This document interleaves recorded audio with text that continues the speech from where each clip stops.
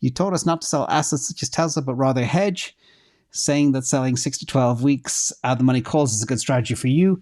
When Tesla was in 275 range, that is what I would have liked to do. Can you teach us tools and what to look for to analyze which are the most favorite calls to sell and puts, how to play it? So big one today. First of all, let's look at kind of the process that I walk through.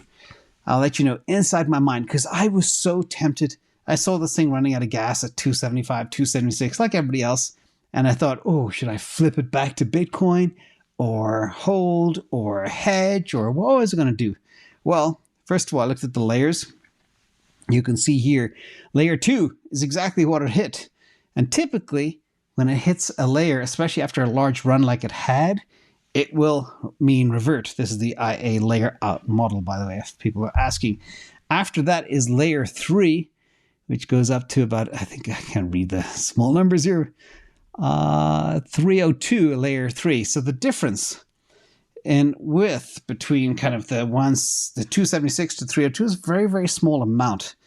And I have experience where, again, rampages can happen. We saw what happened with NVIDIA, just up $100 overnight. So that's step 1.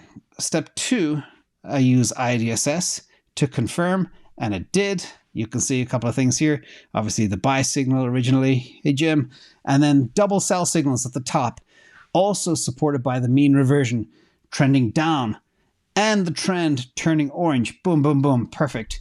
3 of them. You take these 3 items, you add up the confluence of, say, 85%, 80%, 78%. That means you're 95% sure when these 3 things say the same thing, price will go down, and the vice versa when it's the other way around. So that all said, yeah, do it. But then, step 3, this is very important. What stopped me was kind of the Cybertruck news, Q2 earnings, FSD progress, the AI narrative, the fact that stock market and analysts are beginning to wake up to what Tesla actually is, because they think it's a car company still. They don't understand that flywheel I spoke about.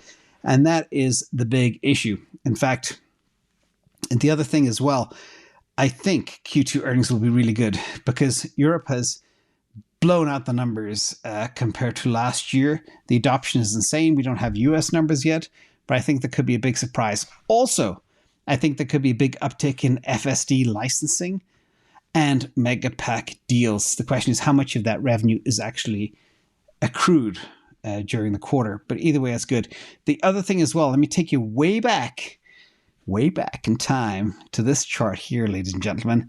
This is basically year-end 29 to about October 2020. All right? Beware of this. This is what I call a rampage. This is when Tesla went up 3,500%. 35x in a pretty short window of time. You don't want to be on the wrong end of this, because did it ever come back to this level?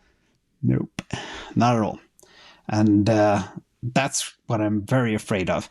I don't mind short-term undulations. Yeah, it might go from 276 to 254, 250, who cares? Maybe 240. 240 is when I probably buy again, based on the layers, etc. But here, I just, it's not worth it. There are certain things I don't mind being called out of and leaving, but certain things I want to keep long-term because of what it is. And this is why I'm extra cautious. So hope that helps in your analysis. And by the way, I do hedge my MicroStrategy.